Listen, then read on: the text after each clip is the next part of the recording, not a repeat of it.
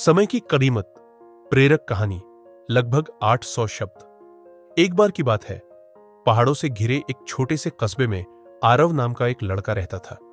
वह बहुत ही होशियार था, बड़े सपने थे और कुछ बड़ा करने की ललक भी थी। लेकिन उसकी एक बड़ी समस्या थी, वह हमेशा कामों को टाल देता था। चाहे पढ़ाई हो, एक्टिविटी हो या कोई जरूरी काम, उसका एक ही जवाब होता था, अभी बहुत समय है, बाद में कर लूंगा।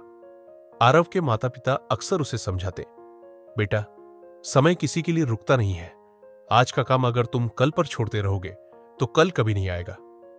लेकिन आरव हंसकर उनकी बात को हल्का ले लेता। उसे लगता था कि जिंदगी बहुत लंबी है और वह कभी भी संभल सकता है। आरव इंटर कॉलेज में पढ़ता था। उसकी क्लास में कबीर नाम का लड़का था जो बहुत अनुशासित था। रोज सुबह जल्दी उठता, पढ़ाई करता, खेलता और समय को बड़ी समझदारी से इस्तेमाल करता। जहां कबीर हर टेस्ट में अच्छे नंबर लाता, वहीं आरव हमेशा औसत नंबर पर अटक जाता। वह मन में सोचता, कबीर से तो मैं ज्यादा होशियार हूं, बस मैं पढ़ता नहीं, कल से शुरू करूंगा। लेकिन वह कल कभी नहीं आता। एक दिन उनके स्कूल में एक बड़ा साइंस प्रोजेक्ट रखा गया। जिसे भी वह प्रोजेक्ट जीतना था, उसे शहर की तरफ से नेशनल लेवल प्रतियोगिता में भेजा जाना था। आरव और कबीर दोनों उस प्रतियोगिता को जीतने का सपना देख रहे थे। दोनों ने एक एक विषय चुन लिया। कबीर ने उसी दिन से मेहनत शुरू कर दी। वह रोज थोड़ा थोड़ा काम करता गया, जानकारी जुटाता गया और अपने मॉडल को बेहतर बनाता गया। उधर आरव ने पहले दिन सोचा, अभी पूरा 1 महीना बाकी है, आराम से कर लूंगा। फिर 1 हफ्ता बीता, 2 हफ्ते बीते और वह बस सोचता ही रह गया। कभी दोस्तों के साथ घूमने निकल जाता, कभी मोबाइल पर वीडियो देखने लगता, कभी बातें करते हुए घंटों निकाल देता और यूं ही समय उड़ता रहा। एक दिन स्कूल की घोषणा ने उसका दिल धड़का दिया। प्रोजेक्ट जमा करने में सिर्फ 4 दिन बचे हैं। आरव घबरा गया। उसे अपनी लापरवाही पर गुस्सा आने लगा। वह घर पहुंचा और जल्दी जल्दी काम शुरू किया। लेकिन जानकारी अधूरी थी, सामग्री पूरी नहीं थी और समय तो लगभग हाथ से फिसल चुका था। वह रात भर जागकर मेहनत करता रहा, पर इतना कम समय एक अच्छे प्रोजेक्ट के लिए काफी नहीं था। प्रतियोगिता के दिन कबीर का मॉडल देखकर सब दंग रह गए। उसके मॉडल में मेहनत, योजना और समय का सदुपयोग साफ झलक रहा था। वही आरव का मॉडल अधूरा, जल्दी जल्दी में बनाया हुआ और कमजोर था। फैसला आया, कबीर विजेता था। आरव बेहद निराश होकर स्कूल के बगीचे में जाकर बैठ गया। उसी समय स्कूल के बुजुर्ग गार्ड, दयालु और अनुभवी दादाजी ने उसे उदास देखा। वे पास आए और बोले, क्या हुआ बेटा, क्यों परेशान हो? आरव ने अपनी सारी बात उन्हें बता दी।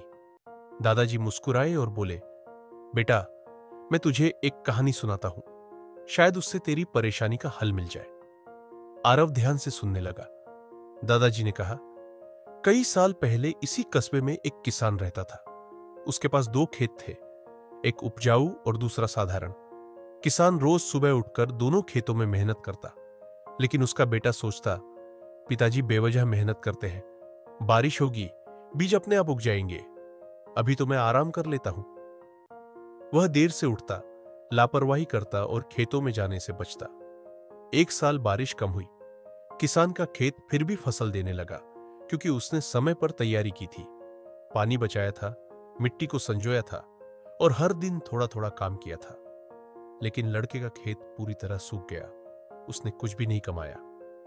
एक दिन लड़का रोते हुए बोला, पिताजी, काश मैंने आपके साथ मेहनत की होती। किसान ने कहा, बेटा, खेत में जितना पानी चाहिए होता है, उससे ज्यादा वक्त चाहिए होता है। जिसने समय गंवा दिया, उसने फसल गंवा दी। कहानी सुनकर आरव की आंखें नम हो गई। दादाजी ने उसके कंधे पर हाथ रखा और कहा, बेटा, हारना गलत नहीं है, गलत है अपनी गलती को न सीखना। अगर आज तुझे अपनी गलती का एहसास हो गया है तो समझो, आज तेरी जीत की शुरुआत है।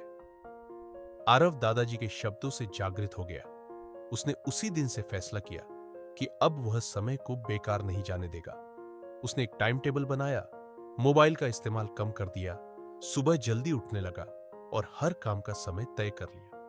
धीरे धीरे उसका आत्मविश्वास बढ़ा, उसकी पढ़ाई सुधरने लगी।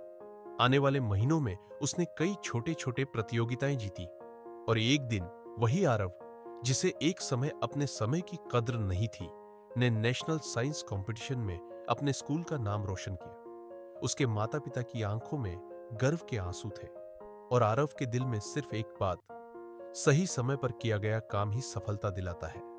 खोया हुआ समय कभी वापस नहीं आता। दोस्तों, इस कहानी से हमें यही सीख मिलती है, समय सबसे कीमती दौलत है। इसे संभाल कर रखोगे तो जीवन में हर दरवाजा खुलेगा और अगर इसे यूं ही बहने दोगे तो पछताने के अलावा कुछ नहीं बचेगा।